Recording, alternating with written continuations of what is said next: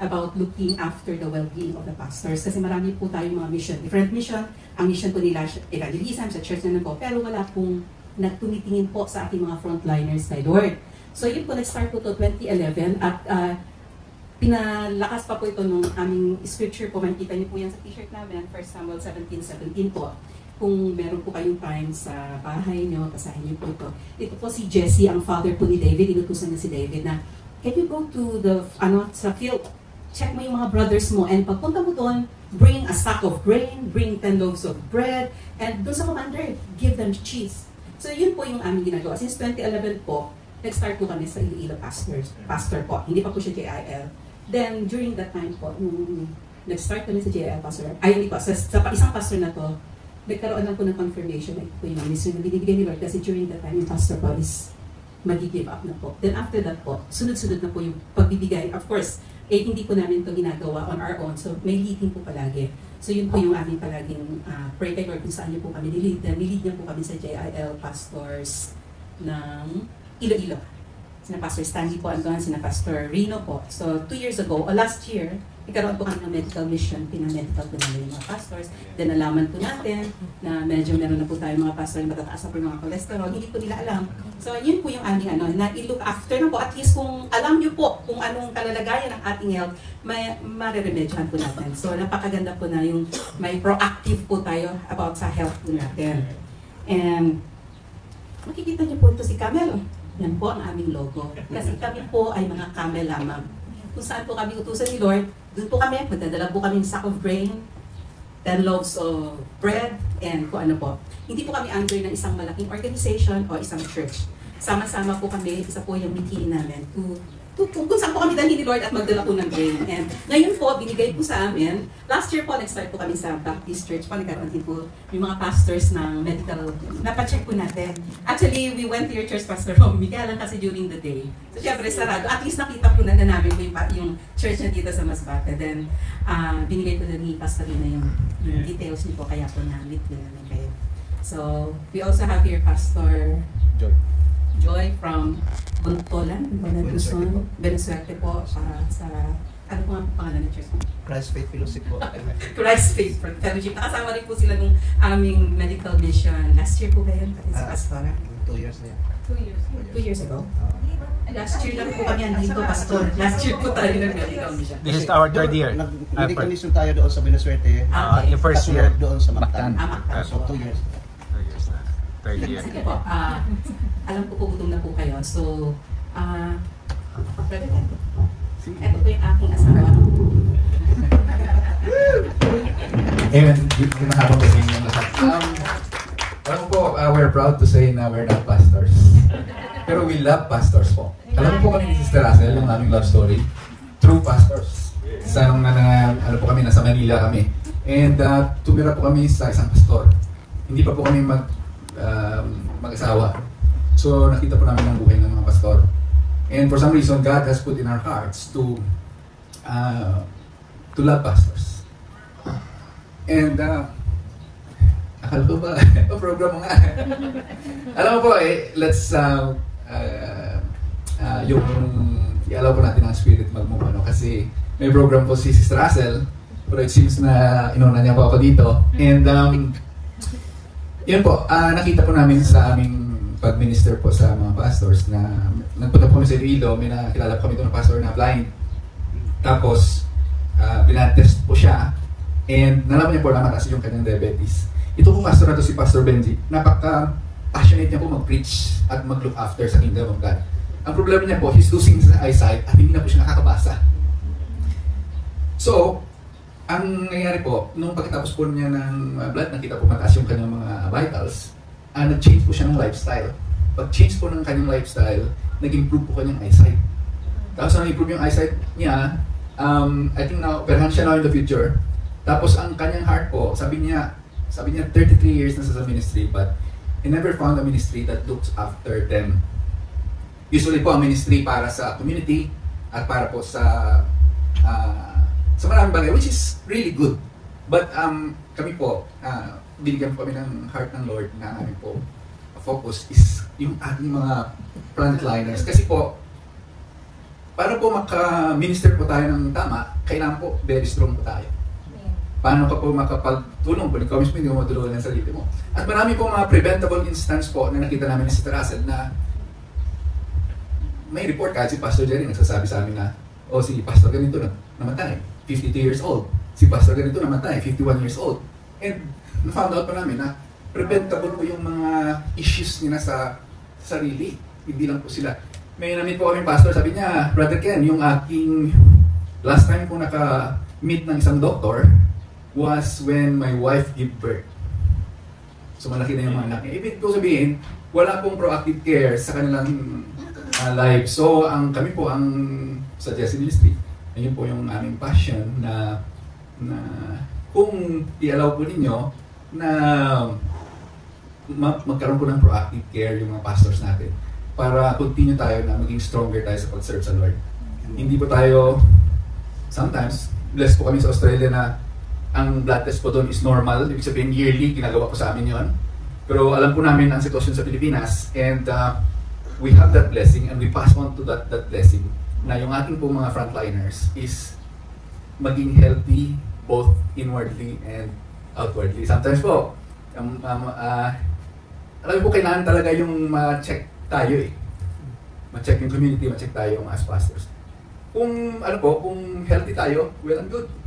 Pero kung alam mo po, may i-share din na si Brother Leo o si Sister Beng o si Brother Arnold, makita niyo po yung importance ng proactive healthcare sa mga testimony nila sa buhay. And I think I'll call on Brother Leo. Praise God. Amen po.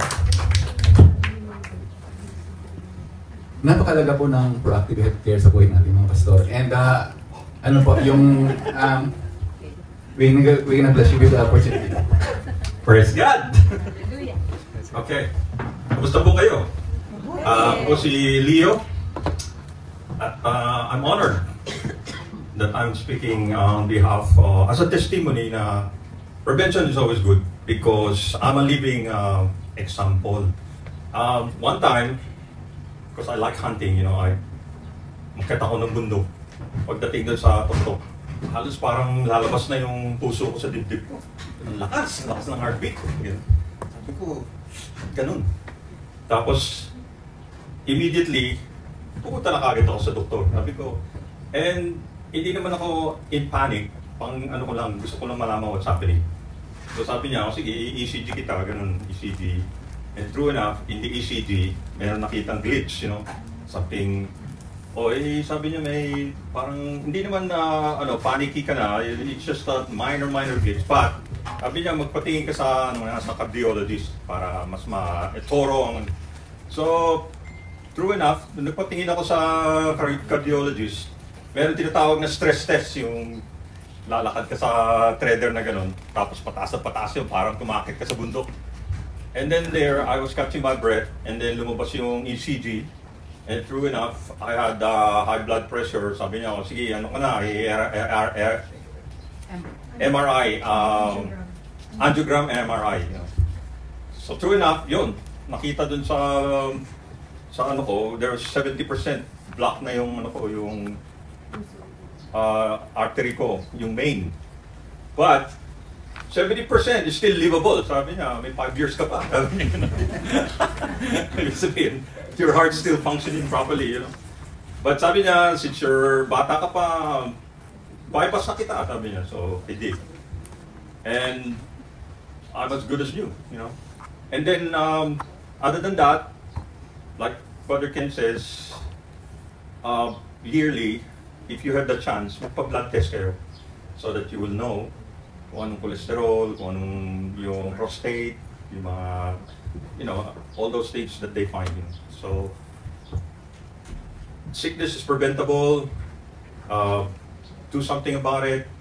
Don't be afraid, and pray about it. That's it. That's all I can say. Thank you very much. Thank you, Brother Leo. So may I call on Sister Beng to share, she's a nurse. So, anesthetic nurse. So every day, makikita niya po what's happening in the OR. So maybe she can share just 5 minutes of her time. I'm gonna share as a wife of faith. Magandang hapon po. My name is Julinda Beng, Kabawatan Diano. My father said I always have to mention my middle name wherever I go. But I'm married to Liana. Yeah, I work as a nurse. Yan nga po, nung yung testimony po namin mag-asawa. It happened during COVID time.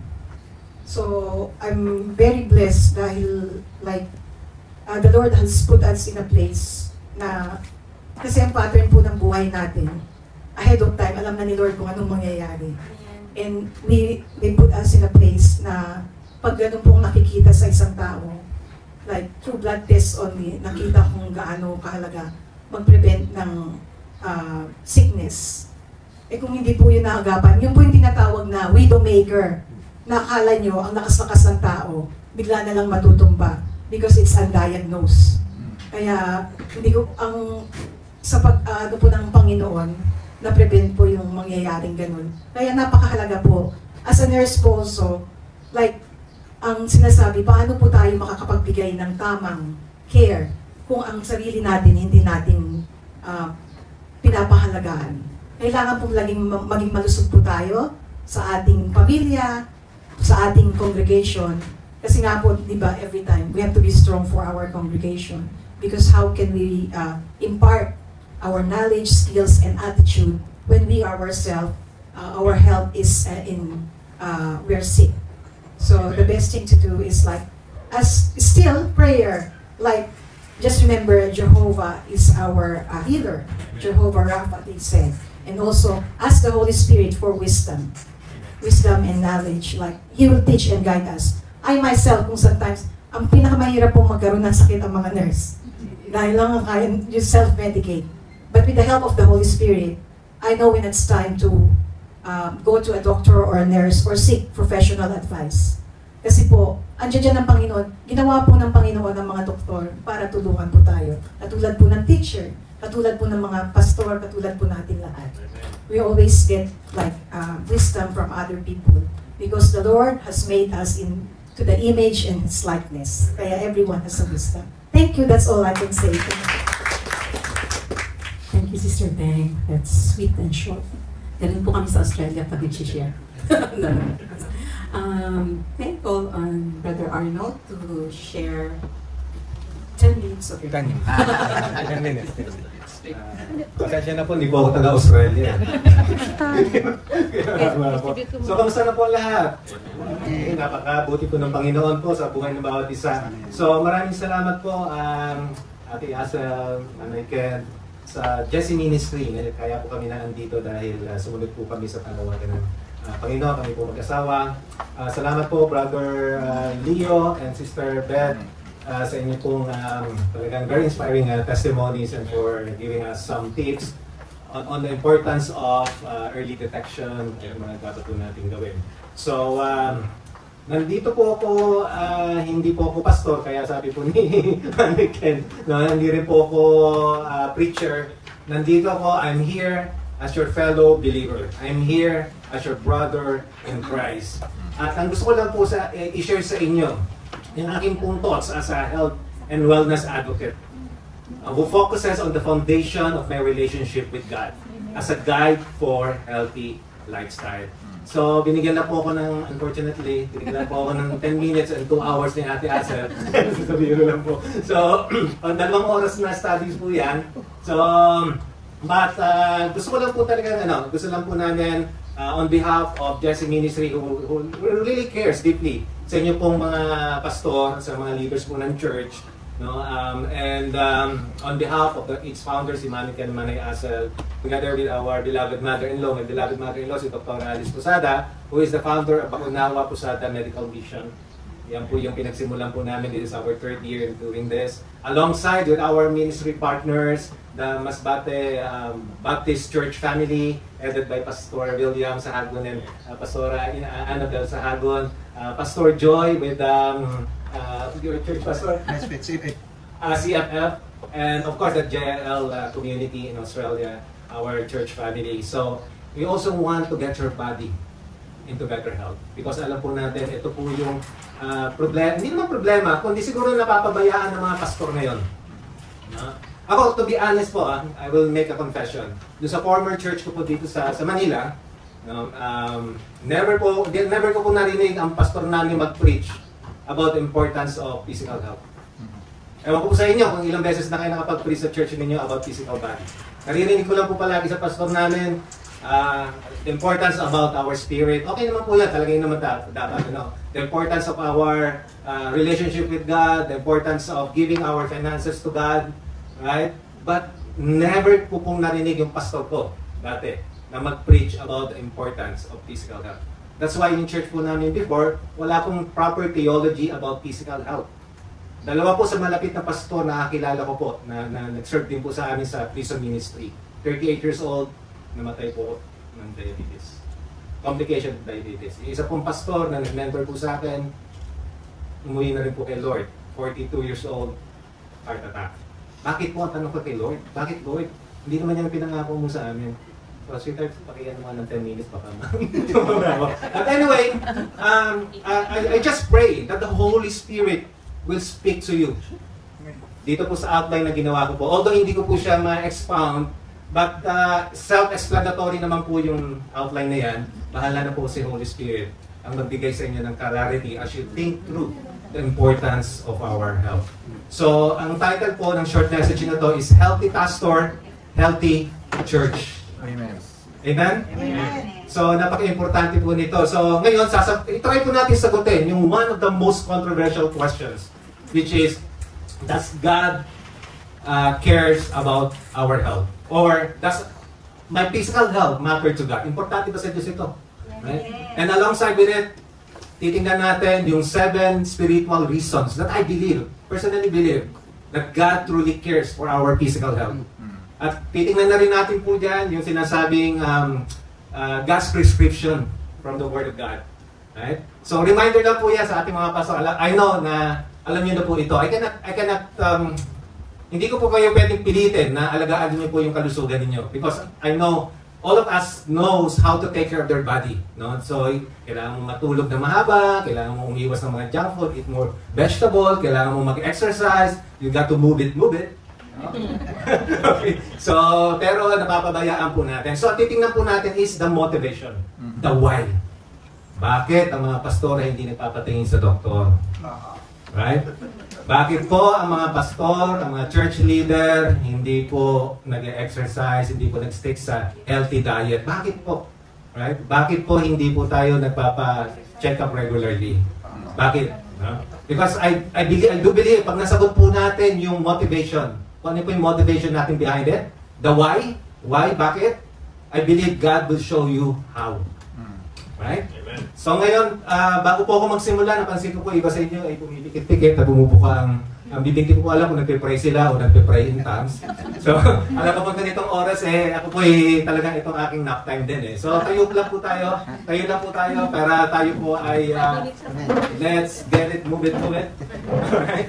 So, ngayon, stretching muna po tayo. Stretching, stretch, left, right. Ngayon, stationary walking po tayo. Sige na po, sige na po. Para mabuhay-buhay yung dugo po natin. Pag sumasakit yung joints ninyo, ibig sabihin wala kayo talaga sa exercise po niyan. Okay, pwede po kayong ikot-ikot. Right, sabi po sa Ephesians chapter 4, verse 3, be a mature believer. Napasok, di ba? So I want everybody to be a mature believer. I know, dito sa room na to ay mga mature believer po sila. Amen? So ngayon po, i-shake po natin yung kamay po natin ganito. So ang goal po ng message ko ngayon, wala po yung mic natin. 10 minutes. 10 minutes na ba kadura? Check lang po natin. Check. Alright. Ang goal po ng message ko po ngayon is spiritual education and understanding. Ngayon, ang purpose po ng spiritual education and understanding is to replace our carnal mind with the mind of Christ. In other words, spiritually educated pastors and matured pastors is having the mind of Christ. So, shake po natin kamay po natin. Tap niyo po yung balikat na nasa kanan ninyo. And then sabihin niyo po, it's good to be a mature believer. Now, shake. Tap niyo po yung balikat na nasa kaliwa niyo naman. And then sabihin niyo po, you look matured. Nabuhay. Sige po, punta po. So, mabilis po, no, yung ating pong tinatawag na may physical health matter to God. So, ito lang po, bigyan ko lang po kayo ng quick statistic na natuklasan ko po, no. So, sa dami daw po na namamatay ng malnutrition, ay dami na rin na namamatay ng sobrang pagkain. Sa mga hindi dapat kainin. Nakakagulat po yun. The mortality rate ng malnutrition before, right, is the same na po number of death ng mga namamatay from obesity. 1.1 billion. Right? Same category as malnutrition. Ang coronavirus in the Philippines daw po is 4.1 million, but an estimated of 4.3 million Filipinos were diagnosed with diabetes, which is roughly 7.5% of the population, adult population. 830 million people worldwide had diabetes.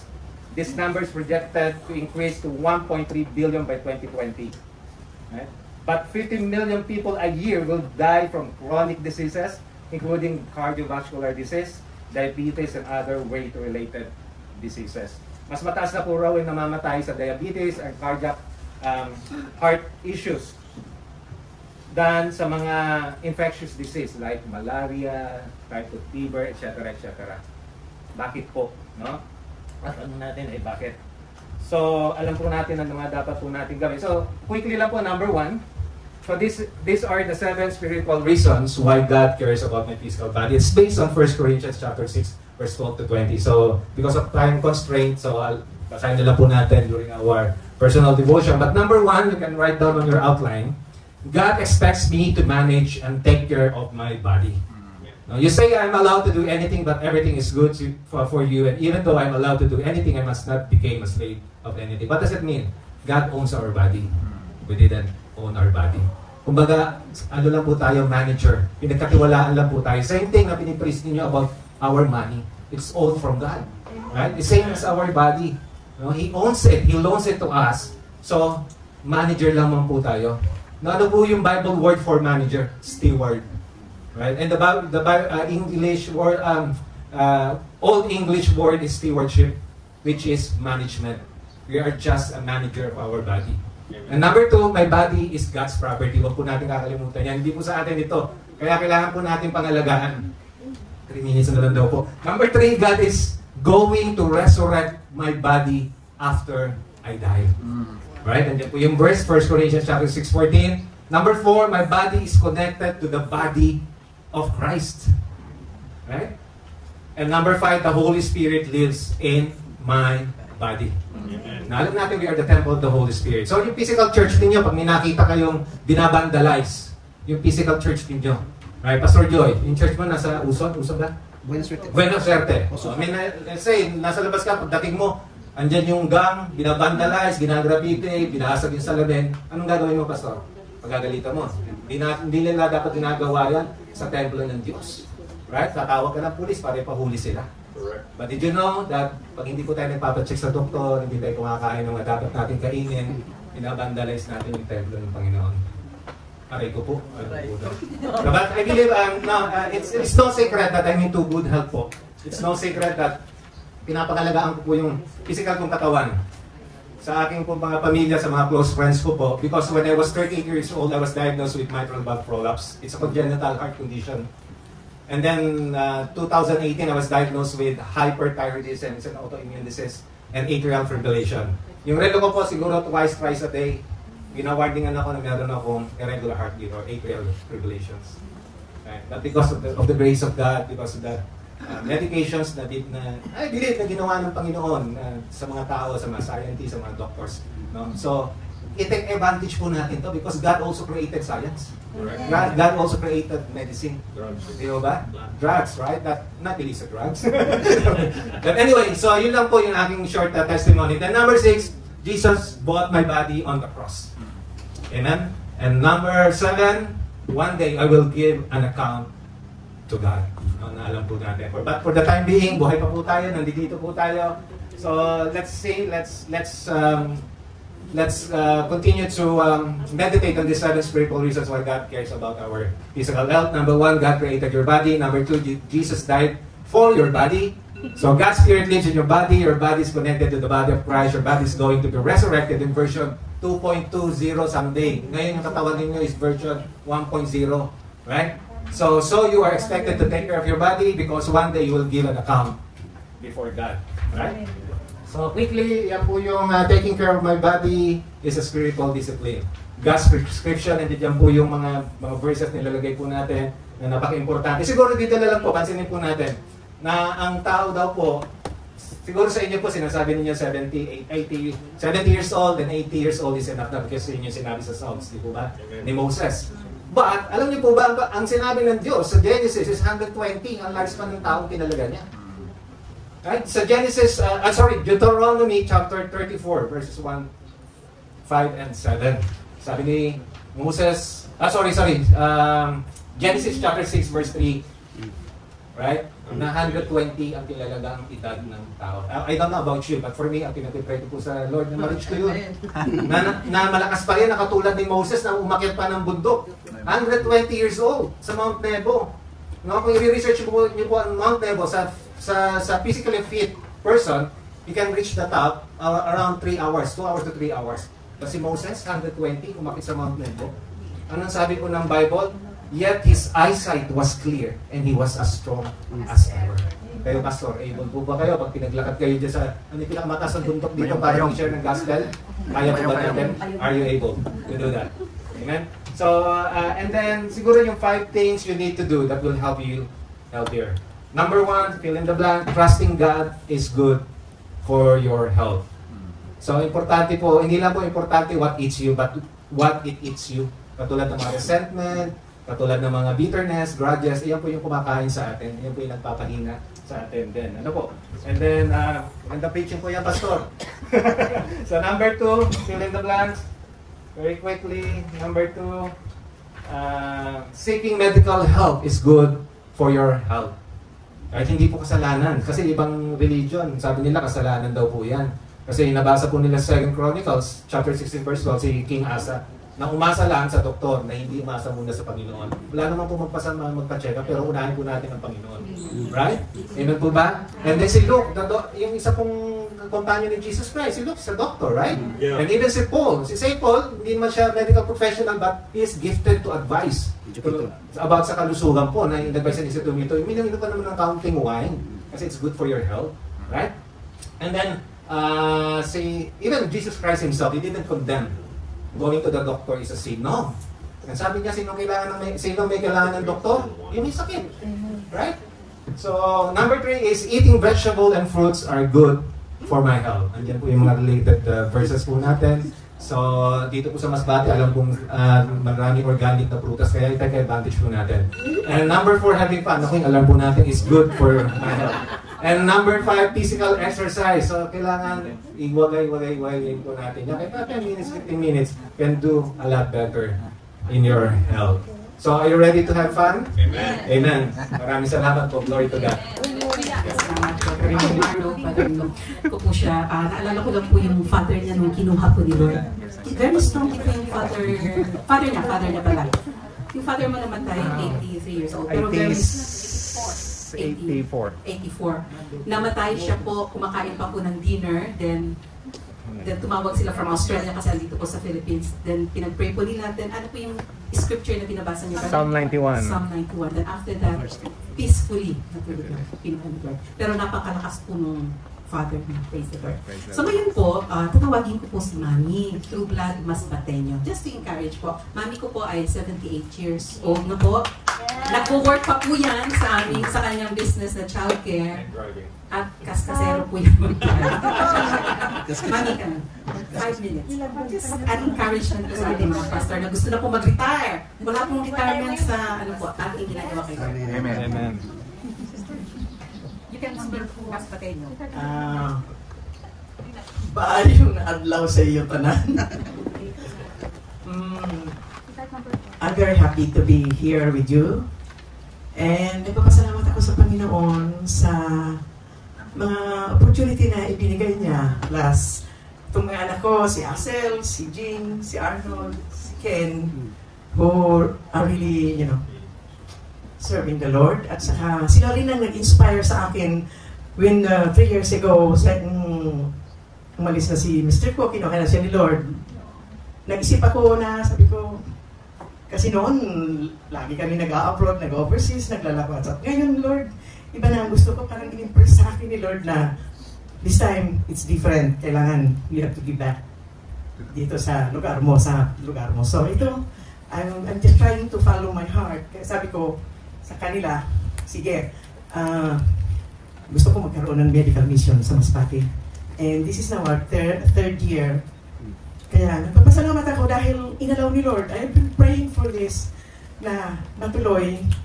And with the help of Pastor Joy, nagsimula kami doon in Pastor William sa baryo namin sa Buntulan, Buenas Suerte, Quezon Masbate. And then last year doon kami sa Mactan. And then this year dito sa Masbate proper. So sabi ko sa anak ko, may anak kong lalaki nasa London, sabi ko, Boyet, magpupunta naman ako ng Masbate, mag-medical mission. Sabi niya, Mami, ano talaga ang vision mo dyan sa pag-medical mission mo? Siyempre, nagulat ako. Sabi ko, I think, secondary lang itong aking medical mission. Yung tulong ni na Pastor William na to evangelize so many non-believers, yan siguro ang talagang main objective ko for doing this medical mission. And then, sabi niya, bakit naman palipat-lipat ka? Sabi ko, kasi syempre kung nakatanggap na yung doon sa Buntulan, maghanap naman ako ng ibang lugar. So, di ba? At least, sabi ko nga, alam ko naman na si Lord is really inspiring me. Kaya, kahit ako naman ay hindi na bata pa, but I'm not yet retiring, I'm still working. So, magsi-79 na ako ngayong August. But ang prayer ko kay Lord is, if He will really grant me more years para maituloy ko ito na aking panataw sa Lord, because He has really impressed me na gano'n na giving back. Kasi ang sarap naman, and then talagang may mga God sent na nagbibigay din. So, ngayon, for the last 2 years, dahil president ako ng Bicol Communities League sa Sydney, nagtutulong naman sila. So, as the president too. And then, malaking bagay din. I'm so happy na andito rin mga anak ko, kasama ko sa aking mission ito. And they also have the GC ministry. So, it's a big inspiration for me. Thank you so much. So, kita niyo po, mami ko yan, 78 years old. Kasama ko po sa work. Ako nang nag-administer ng business niya. Pero, i-encourage ko lang po kayo, kahit 78 years old po yan, mas magaling po siya mag-drive sa akin. Medyo ganyan lang po yan maglakad, pero pag nakahawak po yan ng kanyang kotse, ganun po. Kaya po, in-encourage ko po kayo na kung kaya po natin mag-submit sa medical check-up po, makikipartner po tayo kay Dr. Vicky Binimili po sa magbibigay po tayo ng check sa dugo nyo, kasama po ECG ata yun, and para lang po ma-check tayo. Kung interested po kayo, approach me lang po later. Para po ma-check natin. Para po kahit 79 years old po tayo, tuloy-tuloy po yung ating service kayo. Come on. Amen. Amen. So guys, just a testimony, alam niyo po si Mami Alice, gusto niyang pumunta dito with or without us. Ganun po yung heart niya sa community ng Masbate. And that's really amazing. At kami po naniniwala ako personally na ginagamit po siya ng Lord really to push us to the community.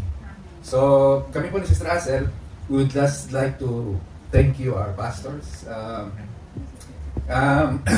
We honor you. Thank you for heeding the call. Alam mo po tayo lahat, we are products of pastors like you, di ba? Grabe po yung work ninyo, yung faithfulness sa Panginoon, kami po yung fruits ng inyong ministry. Kasi po, hindi lang po na kami po, pwede po kami maborn again sa labas, pero kailangan po namin ng pastor to make us grow. So, thank you po sa heart ninyo. Alam niyo po ang heart ng Father natin, Heavenly Father, is always our brothers and the flock. Basahin niyo po yan. Even John 3:16 says that, yung buhay ni Jacob at ni Joseph, makita niyo po ang story doon, inutusan niya si Joseph na puntahan mo yung mga kapatid mo, look after them, check their welfare, and bring report to me. Yun po yung heart ng ating Heavenly Father. Kayo po mga frontliner, And if not for your bravery bro at saka sacrifice ninyo, where will we be? Can you imagine, remove all the pastors in Masbate? What will happen to Masbate? We will just fall into the pit of oblivion. Kaya kayo po, mga pastor, Pastor William, Pastor Romy, we honor you po. Kayo po yung aming mga frontliners. And yung well-being po ninyo at saka yung flock is very, very important. Kaya sabi nga po ni Mami, paano po siya magpatuloy dito kung yung mga pastors po natin na who spearhead the work is not healthy themselves. Kaya po nagbibigay po kami ng opportunity na maging proactive po tayo mga pastors. Kahit feeling ko po malakas ka, pero we encourage you po na take po ng blood test kay Dr. Emily Bilisa, Masbate Mission Baptist Church. Ano pong pangalan nung? Diocesan. MMG nga po. May mga ano po tayo, may mga kapatiran po tayo sa nagsusumusupport po sa amin. So, shoulder na po ng cost ng blood test at saka ng check-up po natin mga pastor. Because kung si Mami po babalik dito next year, kailangan po kayo mga pastor namin, dapat po malakas kayo. Para po matulungan nyo si Mami mag-fulfill ng kanyang heart's desire na ma-serve po yung community. And we can bring more people to God's kingdom. Yun lang po, napakasimple. We love you, our pastors. We owe our Christian life to you. Amen. And we appreciate you and we thank you. Doon po sa 1 Samuel 17:17 to 18, sabi po ni Jesse sa kay David, bring back reports.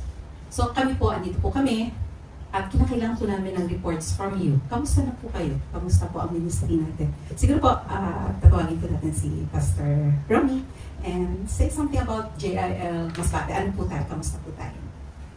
Sorry for the impromptu. Praise God. Almost 10 years na po ako dito. Send po ako pang Manila. Ang 5 chest ko na po, pioneering. Kaso nga lang, Masbate po, parang nangyari, troubleshooting po ako. And after that, ayun, nakasama ko po dito, mga kaibigan na rin. Nakilala ko po yung Pastor William. At ang Body of Christ po, the MAMPI. I am one of the directors of the MAMPI. Yun din po, isa rin po yun sa nagkalungkutan po namin dahil karamihan po nang namatay 3 years ago, sunod-sunod po. Mabata pa pong pastor. At ang nakalulungkot, yung iba ho, hindi nagtitake ng medicine because of fake. Ako naman po, pinipilit ko po silang matulungan through sa effort po ng Sibak Party List sa kanila pong mga medical. Ang kaso ho, pagdating na ng Manila, umaayaw pa eh. Nagbabago yung hanggang sa yun. Almost 3 po yung namatay na pastor. Dahil po sa hindi po pag-iingat. Babata pa po nila. Ang babata pa nila. And then the GIL Church po, I am the provincial pastor of the GIL Church. Meron po kami 3 church na nasa Uson at San Fernando. At meron pong pioneering po together with natigil po lang yung San Pascual at ang Mogo, pero itinitake po namin yung risk na ipagpatuloy po ito dahil financially, yung mga worker po natin talaga bumigay financial eh. Wala naman po kaming magagawa kung kailangan ng pamilya, financial at that time. So, within this time, meron po kaming adopted pastor po from Arroy, sa new worker, at siya po ay ma-handle po ng 2 church, either sa Palino po at sa Arroy. At tinitrain ko po siya because sa GIL po, hindi talaga mahirap po kasi mahigpit tayo sa GIL. Kahit ang aking pong mentoring sa kanya ay go on. Although, natutuwa naman po ako kasi nagpapatuloy po ang ministry. Kasama ko po yung aming 2 content minister. Kapag wala po ako sa city, sila po yung tumatayo together with my wife. Sa panahong ito, mas mahalaki pa po yung vision na ibinigay sa akin ng Lord eh. Almost 16 taon. yun po talaga ang desire ng ating pong Bishop Brother Eddie, na lahat ng town po ay malagyan po ng BIL. Within this time, binigyan po ako ng target na 5 church ang bubuksan this year. At yun po, asama niyo po sa prayer. Ibig sabihin, I am the gift ng Lord sa probinsya ng Masbate. Kaya kinukuha ko po yung mga kamanggagawang pastor na mahalin nila ang Masbate. Lalo na po mga Masateño. At binibigyan ko rin po ng pagkakataon yung mga kamanggagawang pastor na nasa malalayong lugar na taga Masbate na tumingin, tingnan at balikan ang probinsya. Kasi po may 16 taon pa po ako. kailangan ko po namang gagawa. At yun po yung nakalagay sa aking puso. Tinilagay po ng aming bishop na hindi po titigil hanggat ang probinsya ay hindi na ipapanalo kay Kristo Jesus. Maraming salamat. So, maraming salamat po, Pastor Ronnie. Nakaka-encourage po yung dedication niyo po. Originally po, from where are you? Manila. Manila. Manileño po pala kayo. Praise God po sa mga buhay po ng mga pastor natin. Last year po, nung na-meet po namin si Pastor William, isa pong napakalaking inspiration po sa amin naman po siya. Hindi po namin nakalain na na-meet din po namin yung mga pastors niya, ang dami pong pastors. So sabi ko, grabe, sabi ko, grabe mag-relay si Lord sa iba't ibang ano, pero isa lang naman po tayo kay Kristo. Pero grabe po nung first time namin na-meet si Pastor William, hindi naman sa honor, pero we really appreciate him. In-invite niya po kami sa bahay niya. And inuna po kami medical mission ni Pastor William. And talaga po hindi po namin makakalimutan po yung hospitality po ni Pastor William. Namit din po namin sila po yung unang yung pastors po nila yung unang naka-avail po ng medical po ng examination po.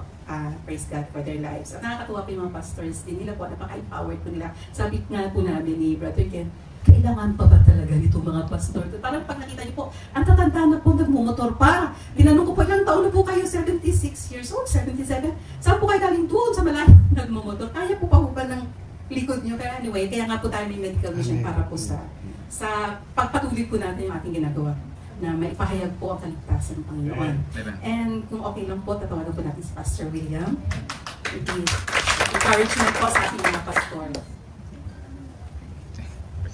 It's an honor and privilege for the glory of the Lord. Thank you, Jesuit Ministry and Mama Alice. We really praise God.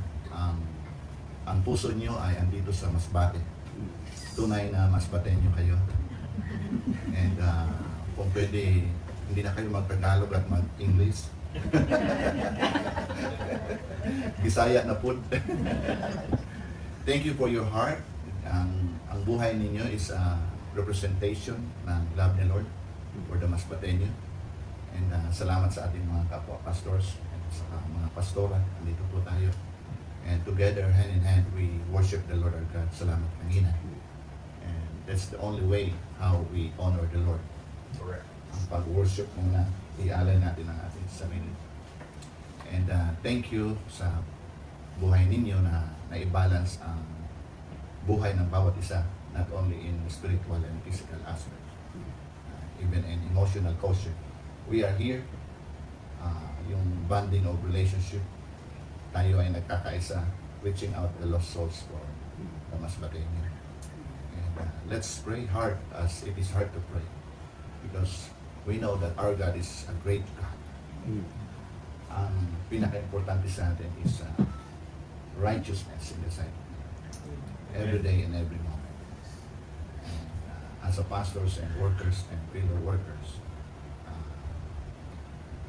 encouragement is be righteous. Ilang buwan na kayo na hindi nakasala? That's the question. And it's only the Holy Spirit. Because when we pray, God will really answer our prayers. God will heal our land. Yun po ang pinaka-importante. At hindi tayo taga rito. Tayo po ay papunta sa isang destination, but you know, we are running out of time. Please, palagi tayong snatch ng souls from fire. And that's your crown. And together, hand in hand, merong crown yung ginagawa ng bawat isa. Even yung pagbigay sa atin ng tubig, meron hindi yan, andyan si Lord, nakikita yan, merong reward in heaven. And let us accommodate each other with the love of the Lord. And yun na lang ang pinaka-importante. Yung as if si Lord ay andyan sa Kanya, andyan sa iyo, at andyan sa katabi mo. Si Lord yan. Because the Holy Spirit is within us. And glory to the Lord, our God. Si Lord ang mag-bendisyon. Thank you, Mama Alice. We know ang heart mo palagi andito sa Masbate. Nakita ko kanina kay yung video na na-inspired ako. Kasi nung simula, andun ka sa wheelchair. Tapos, nung malapit na kayo dito sa Manila, hindi na ikaw nakasakay sa wheelchair. Iba na nakasakay at ikaw pa ang nagdadrive.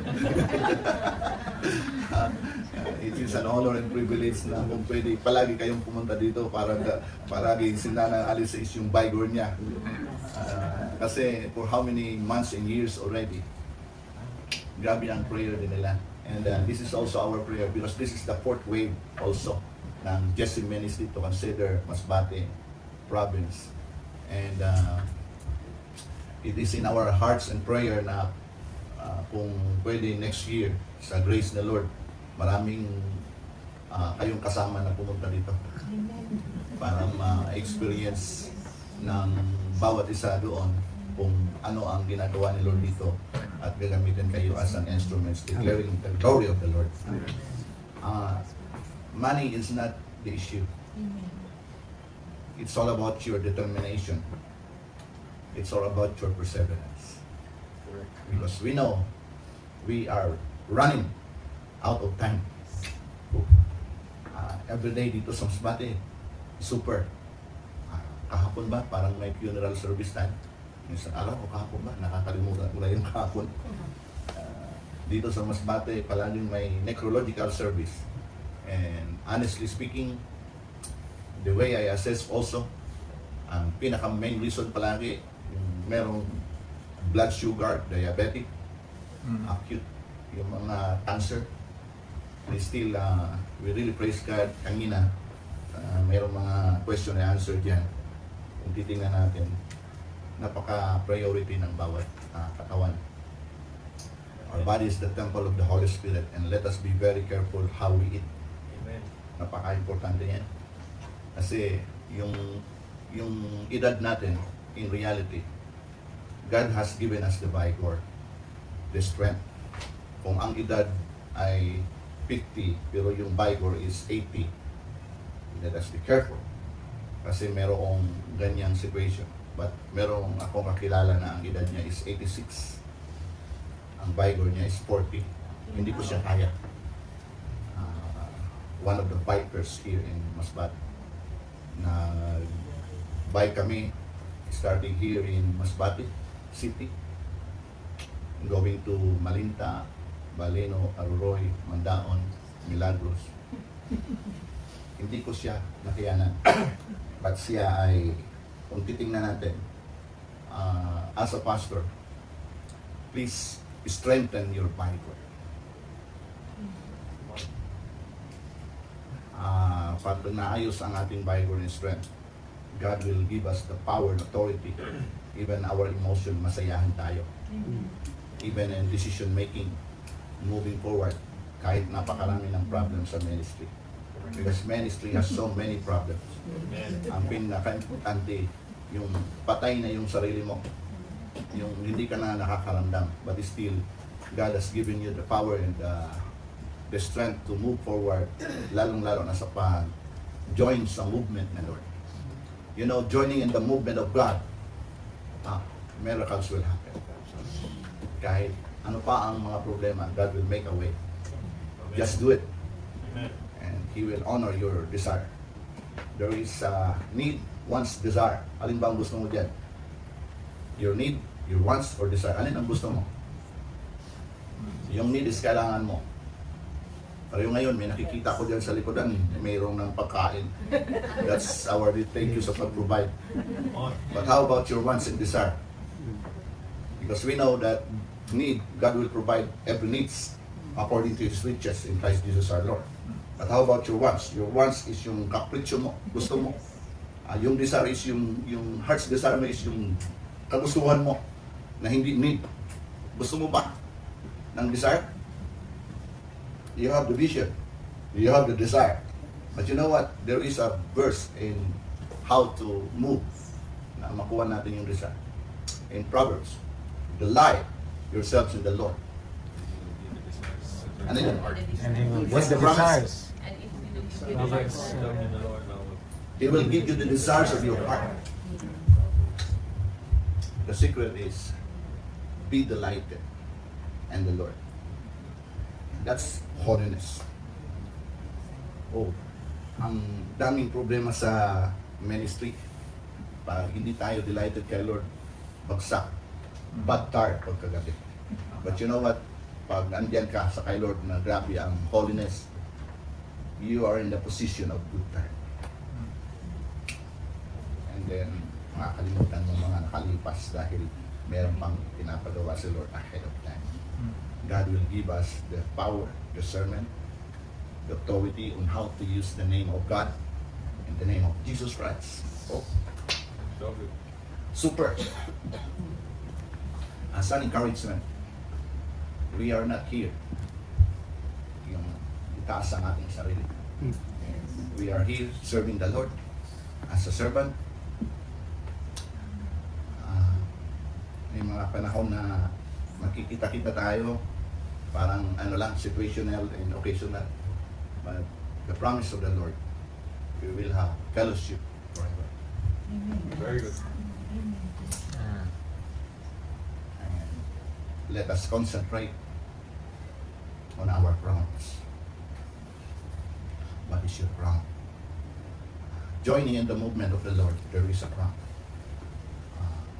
To God be the glory and honor and praises. Let's exhort God. I really appreciate kanina how we worship the Lord. Because when we worship God, even in prayer, you will notice, you will exhort the Lord. Napaka-important. And please, let us be very careful.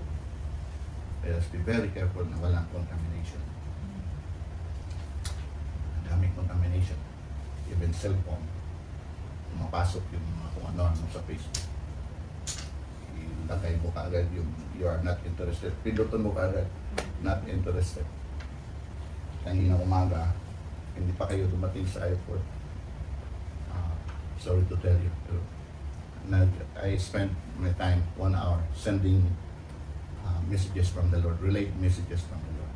But still may pumapasok sa Facebook para ma-contaminate ang mindset because we have the entrance point.